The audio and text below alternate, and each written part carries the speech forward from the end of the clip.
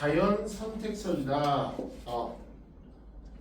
이제 그 내용이 제일 중요한 내용으로 이제 들어갈 건데, 이제 다윈이라는 할아버지가 이제 개발하고 이제 가신 건데, 그 부분만 좀 강조하면 될 것 같아. 이제는 이제 우리 저번 시간에는 이제 시대별로 어떤 생물들이 살았고 그 생물들이 조금 어떻게 매치가 되는지, 그 생물이 매치된 고생대에 누구, 중생대에 누구, 신생대에 누구, 그런 것들 구분하는 게 중요한데, 이번에는 어떻게 보면 걔네들이 시간이 조금 흘러서 환경의 변화나 아니면 여러 가지 이유로 좀 이렇게 변신하는 거예요. 변신. 그래서 첫 번째 오늘 주제가 진화라는 얘기예요. 진화라는 단어는 조금 들어본 것 같아. 근데 여기서 우리 과학에서 말하는 진화는 조금 구분해야 될 게, 이게 진화를 하면 약간 느낌 자체가 업그레이드라는 개념으로 조금 받아들이기 쉬운데 그건 아니에요. 그러니까 진화를 하면 막 똑똑해진다. 뭐가 진화를 하면 진짜 멋있어진다. 막 그런 개념이 아니고 그냥 이런 거예요. 뭐 사람이 있다. 사람을 하자. 그러니까 이 사람이 네모라는 환경에서 살았다면 얘가 이 환경이 변해서 똑같은 사람이 이 환경에 조금 적응하면서 변화를 갖추는 변화하면서 약간 그러니까 제일 중요한 단어가 환경이에요. 환경이 바뀜에 따라 그 환경에 적응하면서 변화되는 상황을 진화라고 그래. 그러니까 업그레이드는 아니야. 물론 뭐 환경에 적응하면서 업그레이드는 좀 될 수는 있겠지만, 그러니까 반드시 업그레이드해서 더 똑똑해진다, 멋있어진다, 컴퓨터처럼 업그레이드 그런 개념이 아니라는 거. 근데 그게 왜곡이 돼갖고 나중에 안 좋은 쪽으로 변질이 되는데 그건 나중에 얘기를 할 거야 한번. 그래서 어떻게 정리되는가 볼게. 생물이 오랫동안 이제 여러 세대를 거치면서 이제 환경에 따라서 변화하는 현상. 그러니까 환경이 바뀌에 따라서 그거에 적응돼야 되고 일단 변해야 될 의무가 있는 거죠. 그렇죠? 그러니까 그런 걸 진화라 그래요. 그래서 진화에 의해서 지구의 생물종이 조금씩 다양해졌죠. 모습도 좀 바뀔 수도 있고. 그렇지? 그러면 그런 것들. 그러니까 오늘은 막 이렇게 진짜 과학 같은 게 아니고 일반 상식 같은 거 아니면 과학 상식 같은 거. 그러니까 이따 문제를 풀 때 좋은 말들 찍어주면 돼요. 좋은 말들. 이쪽은 그냥 좀 간단하게 흘러가는 단어 같아. 근데 이 변이는 좀 중요해. 변이 뭐냐면, 자, 말 그대로 변화 부분이 조금 강조된 거. 근데 얘는 가장 중요한 단어가 이거야. 같은 종. 다른 종에서는 절대 변이라는 단어를 쓸 수가 없어. 그래서 일단 문제 풀어볼 때 제일 오답보기가 뭐냐면, 변이를 설명한 것 중에서 옳은 것 틀린 것 찾을 때 다른 종이 나오시면 그건 무조건 변이가 아니야. 변이랑은 상관이 없고 같은 종에서만, 그냥 같은 종. 뭐 이제 우리는 별로 관심 없는데 이 딱정벌레 이런 벌레가 있대요. 딱정벌레. 이 중에서 조금 우리 친구 알만한 게 뭐 장수하늘소 뭐 이런 거 알아? 그리고 뭐 되게 좀 있어 보이는 걔네들이 다 딱정벌레의 일종인데 이게 한 몇십만 가지가 되는데 종류가 진짜. 우리가 알지 못하는 진짜 수없이 많이 되는데, 그러니까 이런 같은 종, 딱정벌레라는 같은 종 안에 수십만 가지의 종들이 있는데 그 종들 사이에서 이 변이를 거쳐갖고 어떤 놈은 크기가 커지고 어떤 놈들은 뭐 날개력이 날아다니는 능력이 커지고 여러 가지 변이를 거쳐갖고 변화됐다는 얘기야. 그러니까 저 변이에서는 가장 중요한 포인트가 뭐냐면 같은 동물, 같은 뭐 돼지면 돼지애들도 변화들이 있겠죠. 흑돼지도 있고, 뭐 하얀 돼지도 있고, 뭐 그럴 거 아니야. 그러니까 다 우리가 비둘기도 보면 다 똑같지 않아요. 조금씩 틀려. 쥐도 흰 쥐 있고, 검은 쥐 있고, 뭐 노란 쥐도 있고, 막 그러잖아요. 어쨌든 노란은 뭔가 있다. 어쨌든 쥐들 같은 종의 개체 사이에서 나타나는 형태, 습성들의 형질이 뭐냐면 그 변화된 모습이나 뭐 여러 가지 통틀어 갖고 변화의 양상을 형질 차이라고 해요. 그런데 이 변이가 두 가지로 구분하는데, 뭐 유전적으로 변이가 되는 거. 그러니까 유전자의 문제 때문에 유전자가 우리 이제 다음 세대로 전해지다 보니까 유전적 변이와 그 다음에 유전하고는 상관없는 그냥 일반적인 그냥 뭐 환경의 차이 아니면 일반적인 그 뭐 그런 것들의 차이, 그냥 유전적, 비유전적인데, 그럼 이 유전들이 다 표기 맞게 우리가 변이라면 얘가 대부분의 변이가 유전적 변이에요. 대부분의 변이. 그래서 이것도 객관식 보기에 나와.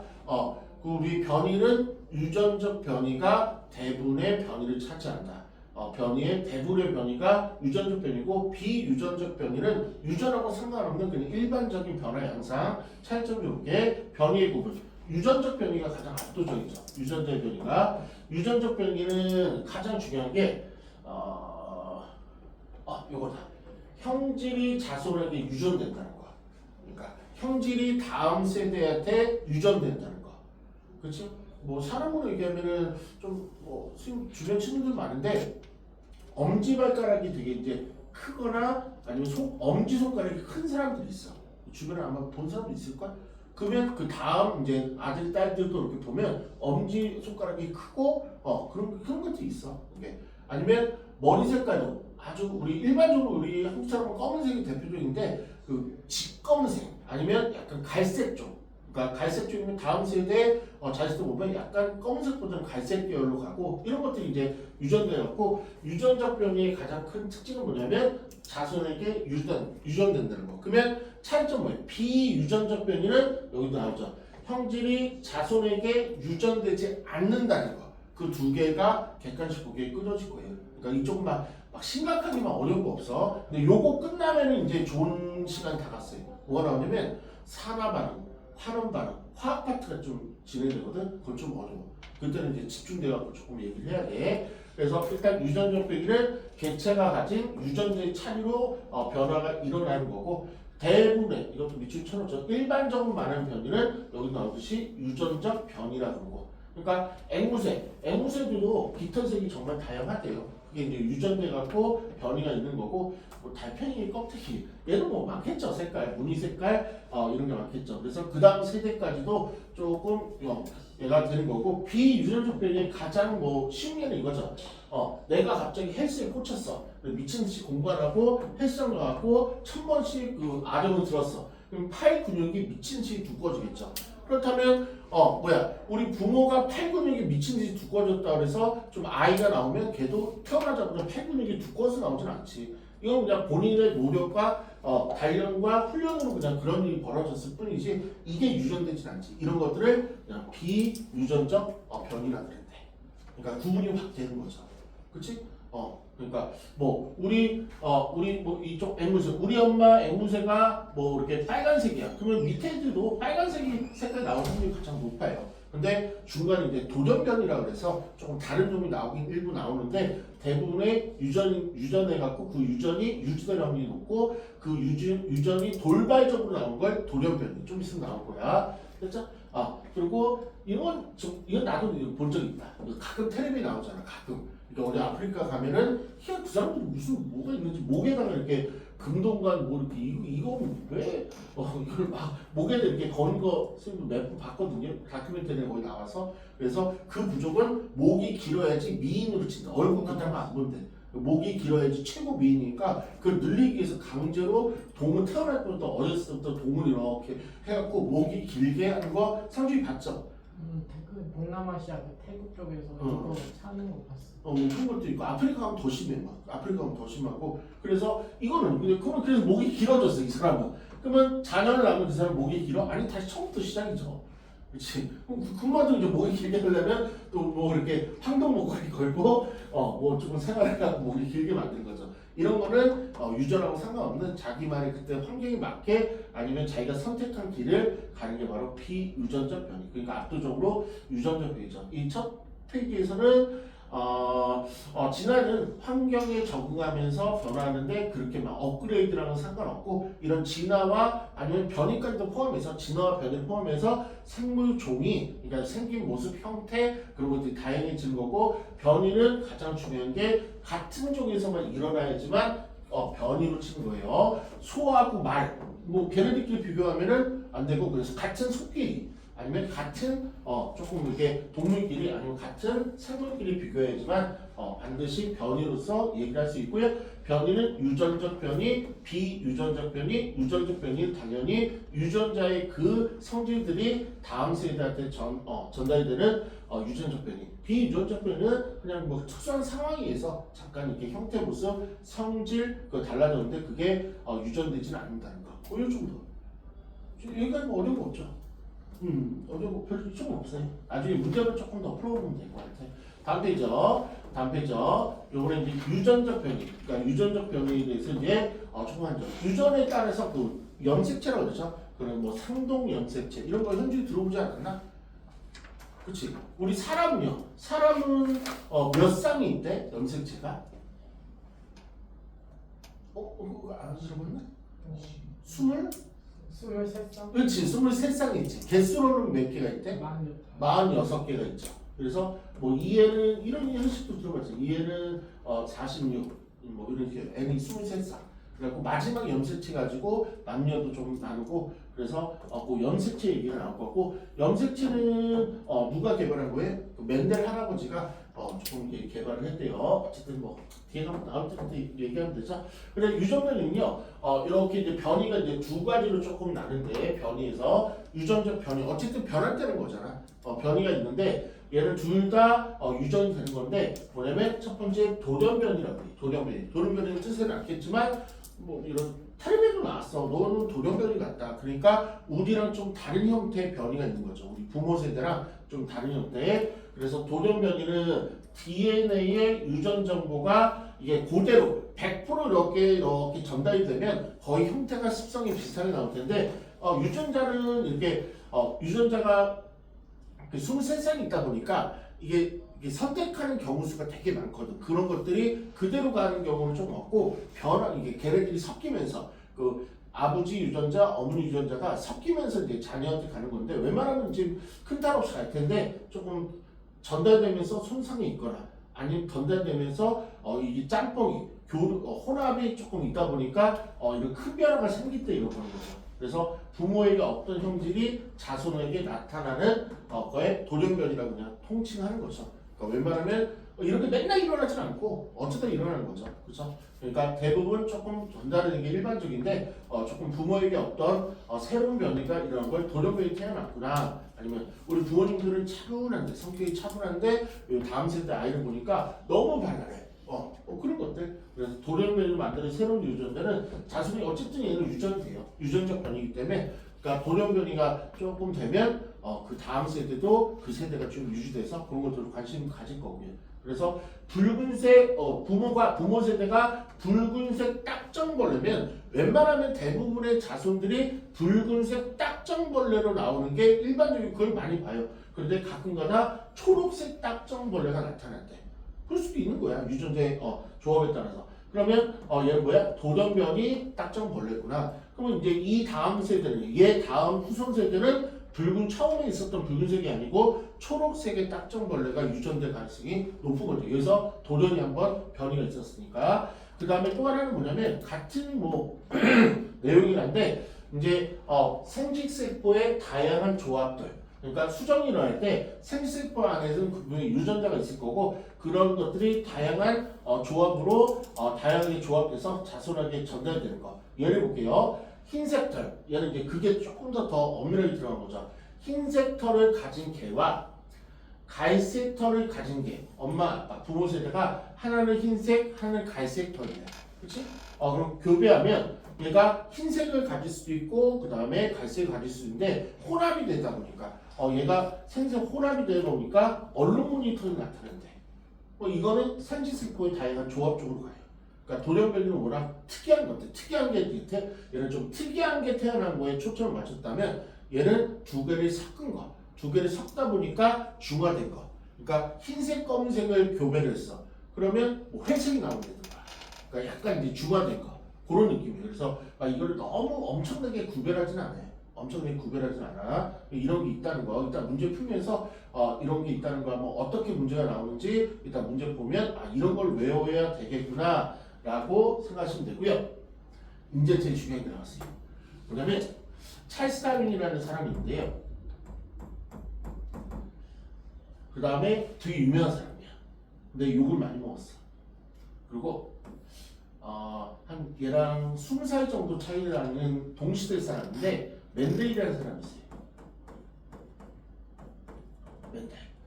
그러면 두 명 다 이제 이런 진화론이나 아니면 이런 이제 세대를 조금 그런 부분을 다 연구한 사람인데 이 맨델 사람부터 유전자라는 단어를 사용했고 유전자라는 걸 개발했어요. 맨델 할아버지가.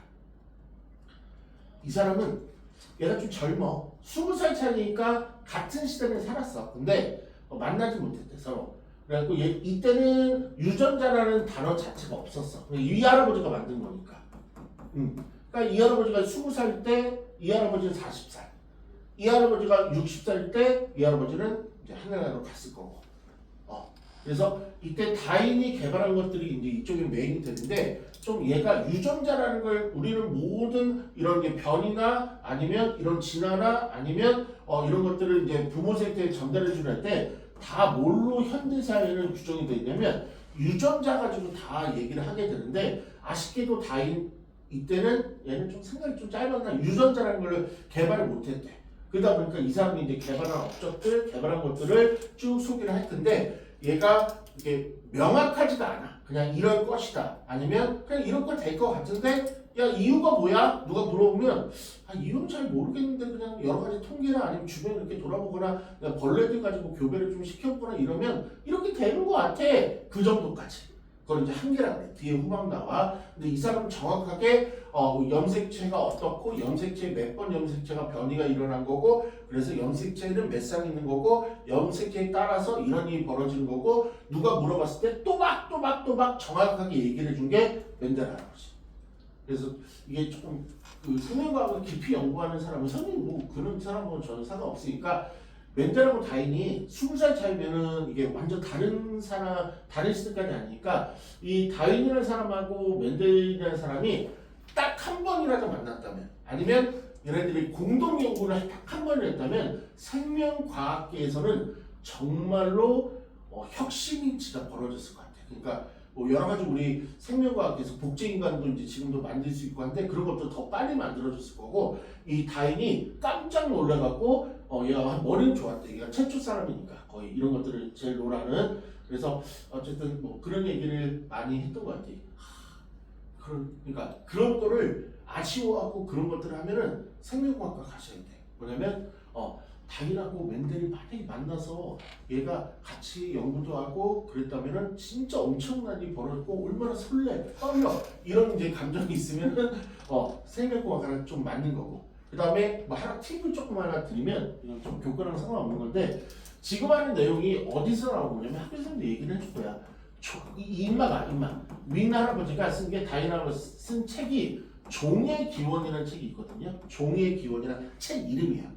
그 안에 이런 내용들을 빼곡히 담았어. 근데 이 할아버지는 할 일이 없는지 이게 1000페이지 넘어. 엄청 두꺼워.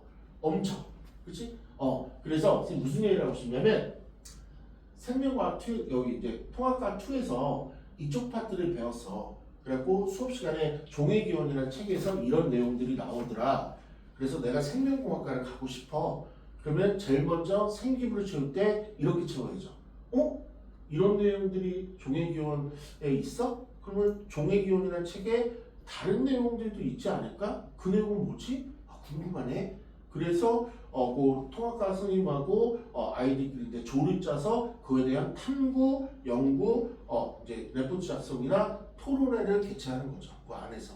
아니면 자기가 가진 생명과학 연구 동아리에서도 많이 하고. 그래서 종의 기원, 탐구, 보고, 아니면 보고서, 토론회. 그래서 그것들을 각자 읽고 각자 그걸 토론을 하고 그러면서 이제 뭐 거기서 나온 얘기들을 생기부에 적는 거죠. 그러면 생명공학과에서는 이게 봐라 교과서에서 이런 단편적인 예를 가지고 갑자기 궁금해서 본인이 스스로 적극적으로 궁금해서 이 책도 뭐야 이거 진짜 어려운 책인데 생명공학 사람들은 다 읽어요. 저거를 읽어봤어. 고딩이 와 이거 교과서에도 잘 안 나오는 건데 이걸 읽었다고? 그래 그럼 읽은 내용들을 보고 이런 것들을 발표를 하고 거기에 이제 나오는 교과서 말고 한두 가지 용어를 접목을 해야죠. 그 책을 봤더니 내가 무슨 내용이 있더라 그거를 시기하면서 그러면서 이제 우리 지식이 짧으니까 그러면서 막 여러 가지 이런 토론에 대해서 조금 얘기를 했고 그런 것들이 이제 생기부에서는 거의 최고로 칠 거예요. 그냥 아이디라고 프로젝트를 했는데 열심히 했고 서로 도와줬고 서로 배려를 해줬고 그렇게 열심히 했습니다. 그 따위는 점수 빵점이에요. 당연히 열심히 하는 거고 당연히 도와줘야 되는 거고 이건 당연한 말이니까 점수 자체가 없는 거야. 그렇죠? 그래서 그 생기부 체육 때도 이런 쪽의 아이디어를 하면 되고 생명공학과 생과 애들은 이런 식의 조금 프로젝트를 좀 많이 하라 그래요. 근데 이건 좀 어쨌든요. 이런 식으로 나중에 생기부를 채워야 돼요. 그러니까 막 이렇게 적극적으로 그 나중에 얘기하죠. 그래서 어쨌든 이 내용들이 다 종의기원이라는 책에서 다 나온 내용이에요. 한번 읽어볼게요. 이건 그러면 한 예를 들면 조금 좋을 것 같은데 이 자연 선택설이 뭐냐면 이거예요. 대표적인 예제가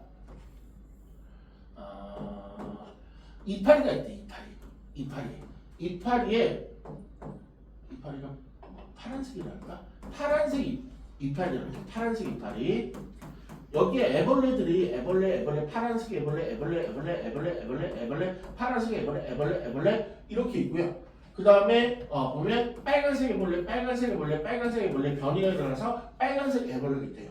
그러면 애벌레를 정말 맛있게 감사합니다 냠냠냠 먹는 애들이 누구야? 새예요. 새들이 냠냠냠 맛있게 먹거든요. 됐지? 그런데 이파리가 뭐라고? 파란색. 애벌레도 파란색.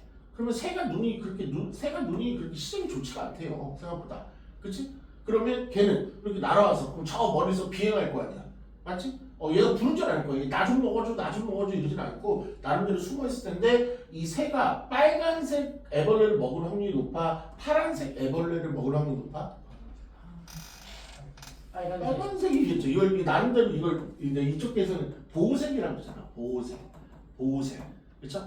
같은 파란색이 저기 이파리인지 애벌레인지 잘 안 보일 거 아니야. 새가. 그렇지? 근데 우와 파란색이 빨간색들이 막 움직이고 있어. 완전 잘 보이냐 그러면서 얘네들이 막 집중적으로 많이 먹을 거 아니야. 그렇지? 그럼 나중에 빨간색이든 거의 계속 먹어가니까 점점 줄어드는데 거봐 짜잔 와 우리 파란색부터 하는 게 아뮤 하면서 파란색 애들은 물론 조금은 먹겠지만 얘가 이제 나중에 파란색 애들로 거의 다 채워지겠지. 빨간색은 다 뒤져버리니까 먹히니까. 그렇지? 이게 이제 다인이 얘기한 자연 선택설이에요. 그러니까 자연 선택들은 뭐냐면 여러 가지 종류의 다양한 빨간색도 있고 그다음에 그다음에 노란색도 있고 막 이랬었는데 여러 가지 다양한 종들이 있었는데 그런데 이 환경에 우수하게 살아남은 애들만 우수하게 살아남고 그다음에 얘네들 조금 환경에 조금 안 좋은 애들은 여러 가지 이유로 잡아먹을 수 있고 멸종될 수도 있고 아니면 뒤에서 나오는데 기린 얘기 자연 선택설에서 주장하는 건 뭐냐면 기린들이 있었대. 근데 우리 사람도 키가 큰 사람이 있고 키가 작은 사람이 있듯이 기린도 이렇게 태어나다 보면 이렇게 키가 좀 이렇게 여기까지 머리가 여기까지 오는데 키가 큰 기린이 있고 키가 좀 작은 기린이 있었대. 여러 가지 있겠죠, 그렇지? 등치는 사람마다 틀리니까 요 기린마다. 그런데 얘네들은 의외로 이제 풀들을 많이 먹는데 풀들을 많이 먹고 하는데 하지만 하필이면 이 지역에 풀들이 좀 높은 쪽이 다 있었대. 그렇지? 얘가 야 좀 따줘. 나한테 좀 넘겨줘 그러고 싶은데 동물들은 잘 안 그러나 봐. 그리고 배고파 하다가 얘네들은 이게 안 다니까 뒤져버린대. 깨꼬다. 이게 사라진다는 그림 같아. 깨꼬다. 그러고 나니까 여기 보니까 우와 이렇게 키가 큰 기린들만 환경에 적응하면서 살아남더라. 그러니까 선택적으로 이게 살아남더라. 이런 게 다인이 얘기하는 진화설이라 그런대요. 그러니까 환경에 유의하게 그 환경에 살아남을 수 있는 애들은 살아남고 그 환경에서 적응 못하거나 그 환경에 되게 불리한 조건을 가진 애들은 어쩔 수 없이 빨리 개체수가 좀 사라지고 그래서 이런 것들이 선택적으로 이런 것들이 유전이 되고 그래서 변이가 되고 그렇게 설명한 게 조금 쉽게 얘기하면 다원의 자연 선택설이라는 거야. 어떤 내용인지 한번 볼게요. 누가 만들어내면 다윈 무조건 외워. 찰스 다윈인데 글자 3까지는 외울 필요 없고요. 다윈이라는 걸 외워줘야 돼. 다윈이 이제 진화론을 설명한 건데 다만 아쉬운 점은 유전자 쪽은 유전자 쪽은 개발이 안 됐기 때문에 유전자 가지고는 설명 못하고 이런 변화들을 양상 가지고는 설명한 거야. 그래서 처음에 다양한 변이를 가진 개체, 그러니까 여러 가지 흰색, 검은색, 키가 작다, 크다 여러 가지 이제 개체 중에서 환경에 잘 적응하는 애다가 별표를 쳤어요. 그 어떤 환경인지 모르겠죠. 그렇죠? 환경에 잘 적응한 개체가 자연 선택되는 과정이 반복. 그러니까 얘는 뭐 생존이라고 쓰죠. 그러니까 걔네들은 생존을 하는 것이고, 그 다음에 자연 선택되는 과정이 없는 애들, 그러니까 선택이 안 되는 애들은 이제 점점점 사라진다는 개념이죠. 그래서 일단 먼저 얘는 요거부터 외우셔야 돼. 이 다윈이 자연 선택설을 이루는 단계를 설명했는데 이 단계를 무조건 박스 채우라고 정말로 시험에 잘 나오거든. 그거 외우셔야 돼. 1단계 과잉 생산과 변이. 일단 먼저 외우고 싶게 과잉 생산과 변이. 얘를 따로 떨어뜨려서 5단계로 얘기하기도 하고 붙여갖고 4단계로 얘기도 하거든. 무조건 외워야 돼. 다윈의 자연 선택설 과정. 첫 번째 뭐라고? 과잉 생산과 변이. 과잉 생산, 변이 이렇게 따로 떨어뜨려서 과정을 만들 수도 있고 합쳐갖고 자연 과잉 생산과 변이 이렇게 얘기하고 2단계는 걔네들이 생존 경쟁을 조금 진행이 돼요. 그래서 그 환경에 조금 적응하는 애들은 살아남을 것이고 생존 경쟁에서 밀린 애들은 그냥 죽어버릴 거고 그래서 그러면서 생존에 유리한 친구만 남는 걸 자연 선택이라고 불러요. 그 선택을 가지고 진화가 이루어진다고 설명하는 게 자연 선택설 다윈의 조금 과정이에요. 어떻게든 좀 외우는 거야. 그냥 좀 단어 자체가 마음에는 안 들지만 외우는데 한 1분만 드릴게요. 다윈의 자연 선택설 과정. 이거 외워야 되겠다. 저희 박스 비워본단 말이야. 그래서 다음 주 올게 채운 것은 아니면 저기 설명 중 오른 것은.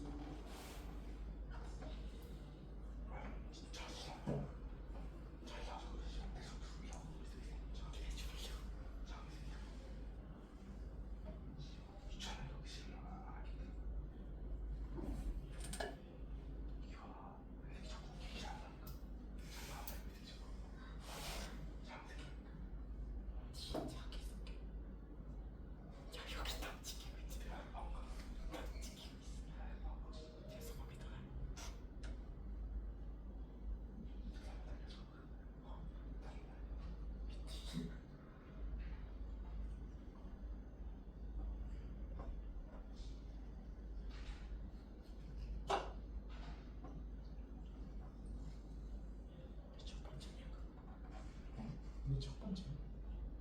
카페인 처음으로 마시는 거. 아니요. 조금 죽어줘. 언제?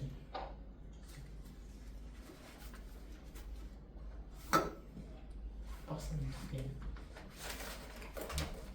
다른 게 없기 때문에. 다른 게 비싸지 않아요?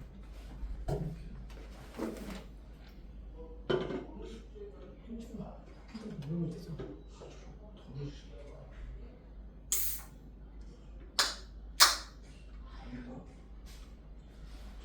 새끼 담 64% 쳐먹네. 제로 왜 안 사냐? 붙었어? 아 근데 이게 좀 이게 뭐 이렇게 상식적이서 좀 더 좋은 것 같아. 뭐 이렇게 특별히 딱 외워야 되는데 그냥 상식이었어 이쪽은. 상식.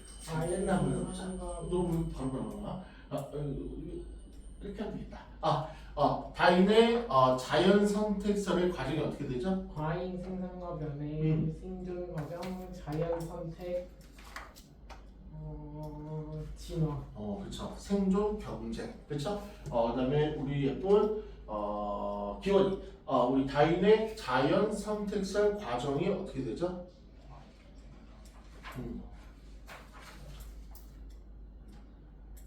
변이. 그러니까 과잉 생산에 있는 상황에서 변이가 이루어진다. 변이가 지금 고기가 잘 나오잖아. 고기가 박스가 제일 많아. 과잉 생산과 변이할 때 변이의 박스가 제일 많아. 변이에 거기에 들어갈 것은 하면서 그 다음에 과잉 생산과 변이가 있었으면 그 다음에 뭐가 있었죠? 걔네들끼리의 생존 경쟁이 벌어지죠. 그러면서 어떤 일이 벌어지죠?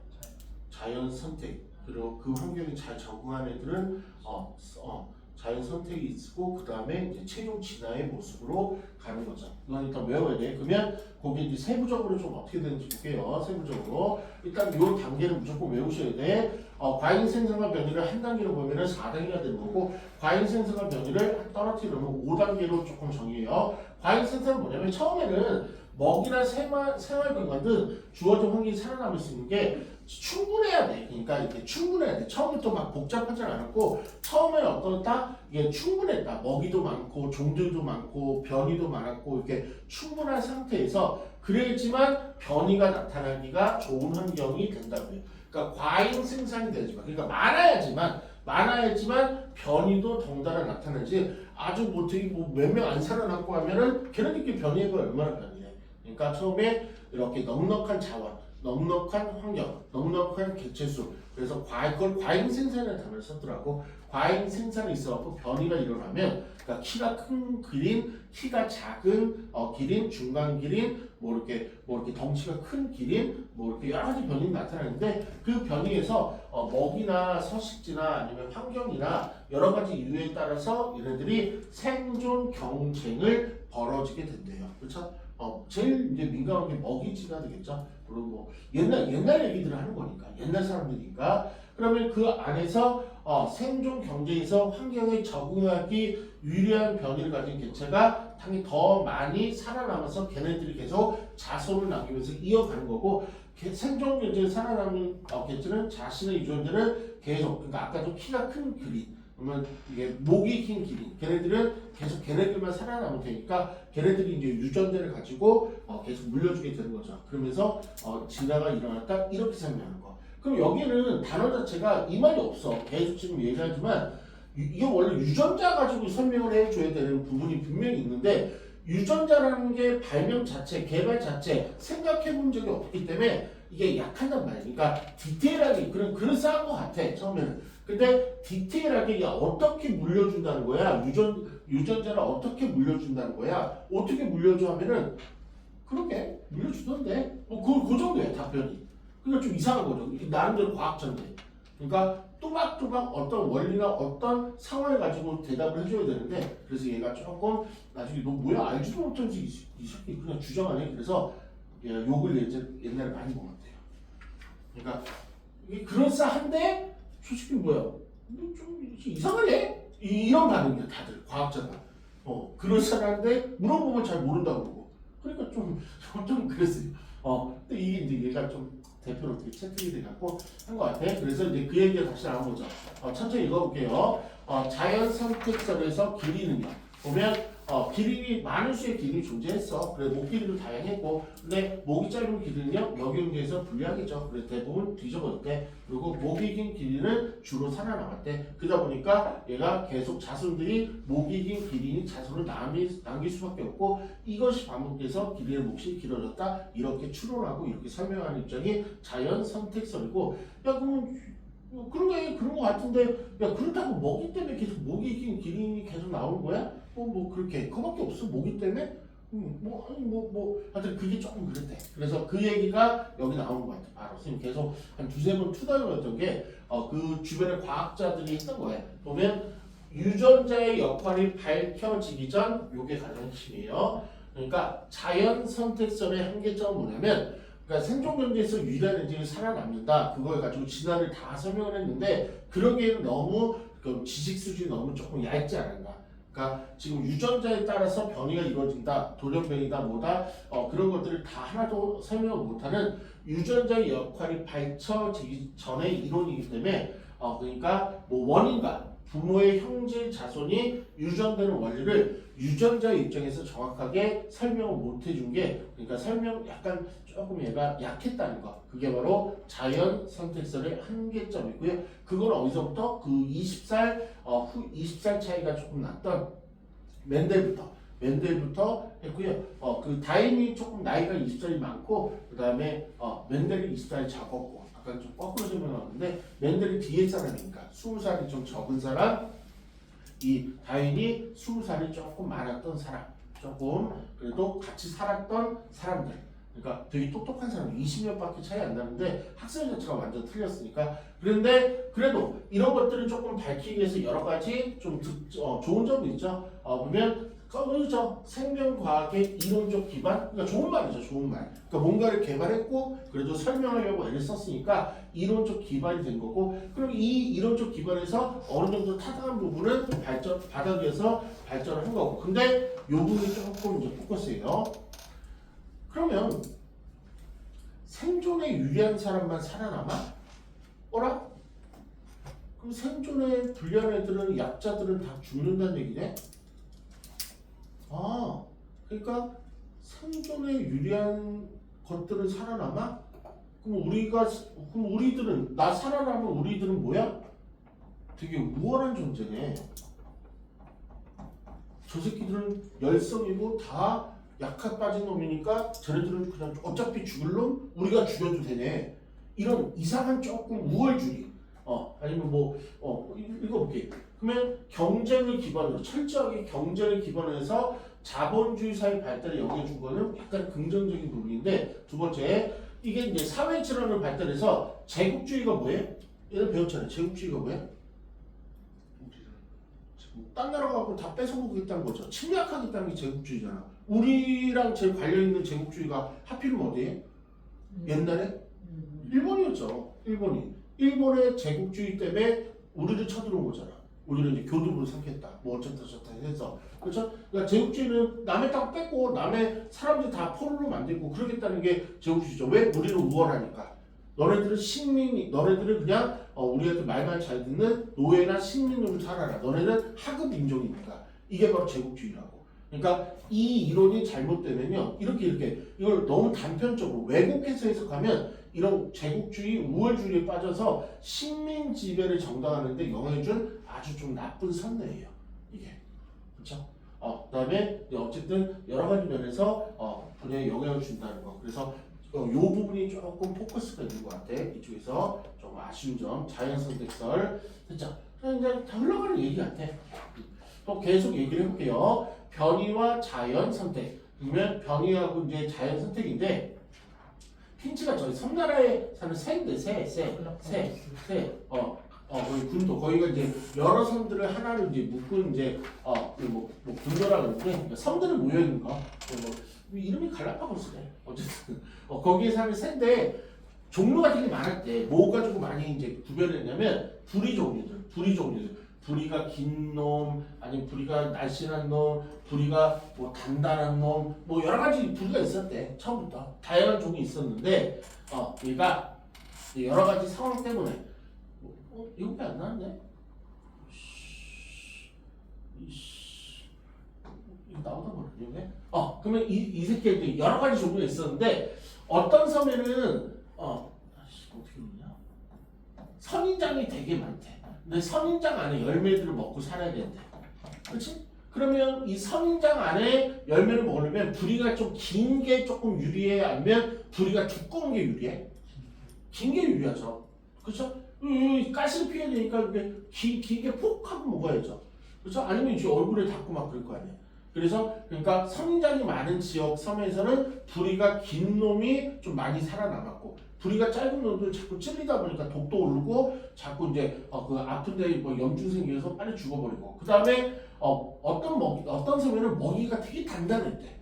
그러니까 단단한 먹이를 먹고 살아야 되는 운명 가진 새이기 때문에 그래서 어떻게 부리가 얘는 조금 이렇게 조그맣고 되게 얇아 보이죠. 얘는 부리가 근데 조금 굵고 커 보이잖아. 그래서 이런 애들은 조금 이게 먹이를 먹어야 되는데 잘 안 씹혀갖고 뒤져버리고, 이렇게 두껍고 강한 애들만 조금 살아남대. 이런 것들이 이제 자연 선택이 됐다고 해요. 그래서 핀치비는 그 정도만 보시면 되고, 그 다음에 이것도 잘 나와. 보면 말라리아, 우리 파주가 이제 말라리아 지역 아직까지 편입이 돼 있는데, 말라리아가 이제 발생한다는 지역을 말라리아 지역이라 하는 거죠. 그렇죠? 그 말라리아 모기나 이제 고기 때문에 많이 있는데, 이 아프리카에서 이제 실험한 내용인데요. 보면 근데 이 남모양 적혈구 빈혈증이라는 좀 신기한 게 있는데, 어쨌든 나쁜 거야. 병이야, 병. 그러니까 빈혈을 일으키는 뭐 이렇게 세균 아니면 적혈구, 우리 피에 그런 건데, 저건 나쁜 거야. 병이야, 병. 근데 신기하게 저기 딱 하나 도움되는 게 저기 있으면 저 병에 걸리면 말라리아는 잘 안 걸린대. 신기하게. 이게 좀 그렇죠. 그러니까 이런 빈혈을 일으키는 이 적혈구가 있으면 그 적혈구가 신기하게 말라리아를 대화에서는 항체를 생성해주거나 아니면 하여튼 말라리아 안 걸린대. 그래서 아프리카를 이제 보면은 뭐 아프리카를 이렇게 그럼 여기 보면 이게 말라리아 지역이래. 말라리아 지역. 요만큼 말라리아가 잘 나오는 지역인데 저 중에서 이제 저 사람들을 대상으로 남모양 적혈구 빈혈증을 가진 사람을 조사를 보면 여기에 집중돼 있대.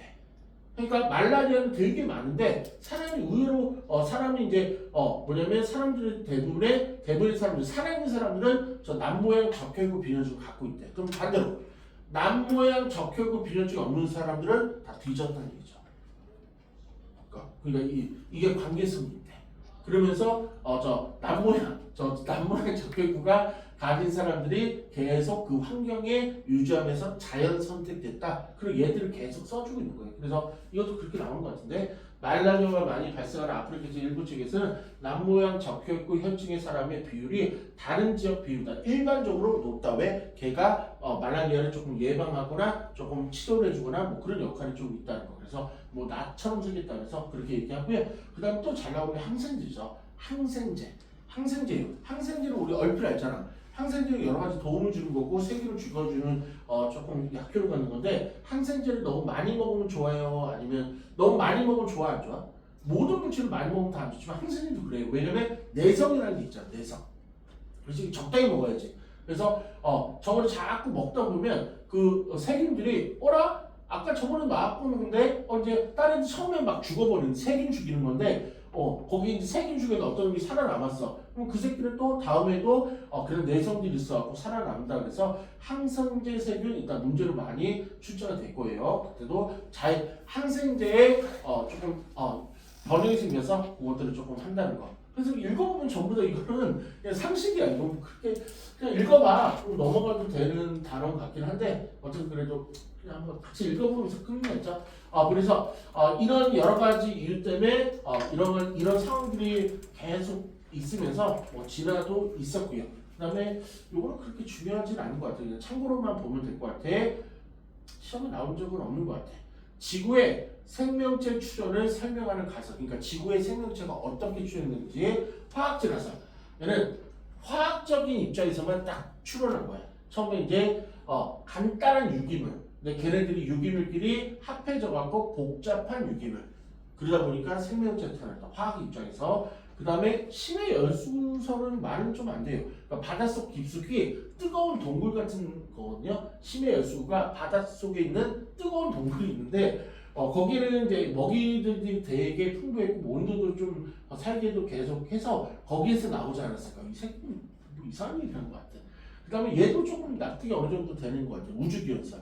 그러니까 우리는 지구만 있는 게 아니고 수많은 우주의 행성들이 있을 텐데 이제 문제가 되는 게 그거죠. 우리 공룡들이 제일 슬퍼했을 텐데 가끔가다 운석이 조금 날아오거나 소행성들이 날아와서 들어오는데 거기에 이제 밖에 지구 외에 우주에서 걔네들이 좀 딸려 들어오지 않았나.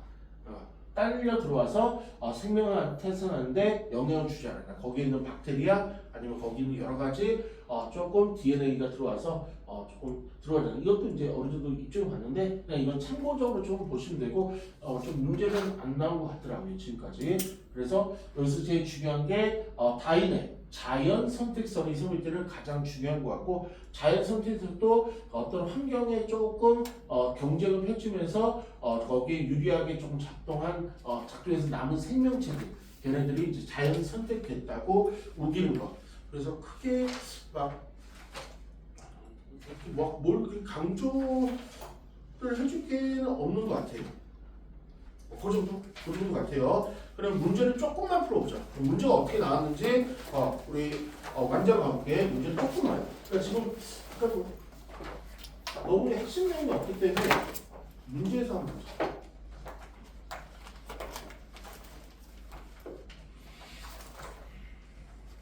편안하게 가라고 이 단어를 이렇게 했는데 이제 문제에서는 조금 이제 포커스를 여기서는 이제 문제에서 포커스를 잡는 게 가장 중요해요. 1번 문제. 페이지는요 28쪽이에요. 1번 문제 한번 풀어보세요. 28쪽에 1번 문제 한번 풀어봐봐. 문제가 어떻게 나오나 봐봐.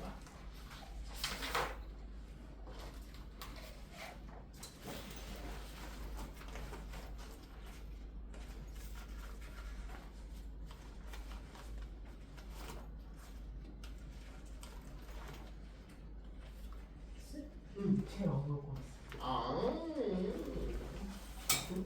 그럼 이거 보고 풀어. 일단 준비해줄게. 보드 보고. 3주에 들어가야지.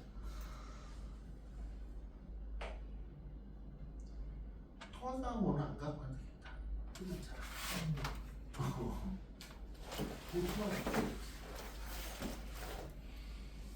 3주 담당부 얘기해줘. A, B 중에서 A, B, C 중에서 누가 옳게 얘기를 했는지. AC. 누구? A, C? 한번 가볼게. 같은 종. 여기서 가장 중요했던 게 이거예요. 변이는요. 같은 종에서 나타나는 형질의 차이. 이게 제일 중요한 거예요. A 차이 맞았고 이거 다른 종이라고 잘 나와요. 다른 종이라고. 그럼 변이는 주로 환경의 차이 아니 얘는 변이는 유전자의 차이. 이거 핵심이었어요. 변이는 유전자의 차이 때문에 일어나는 거고 유전자로부터 학생되는 단백질 종양에 따라 형질의 차이가 뭐 그럴 수도 있겠죠. 그래서 정답은 A, C였던 것 같아요. 그 다음에 2번까지만 풀고 잠깐만 끊을게요. 2번가 변이의 예로 옳은 것을 찾아요. 변화될 때는 양상을 보는 거죠.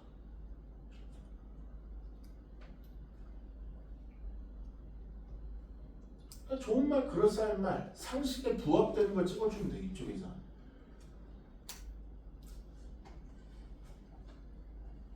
자연 선택설의 예제들만 조금만 컨트롤 하시면 되고. 다섯, 몇 번? 3번? 3번?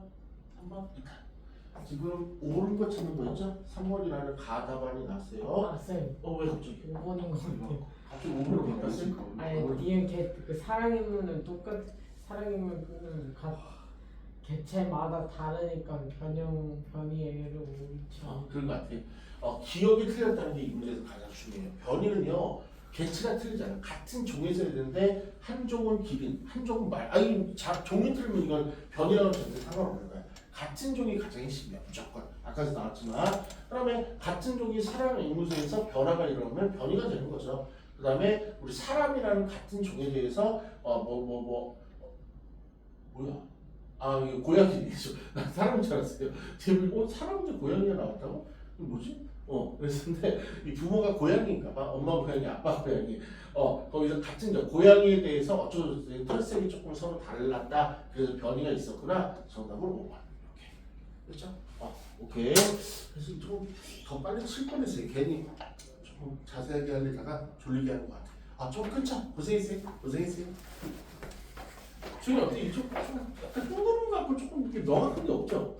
그냥 좋은 말 대충 찍어주면 되죠. 그럼 문제 풀어보면서 뭐가 나온다 그것만 확실하게 보면 될 것 같아요.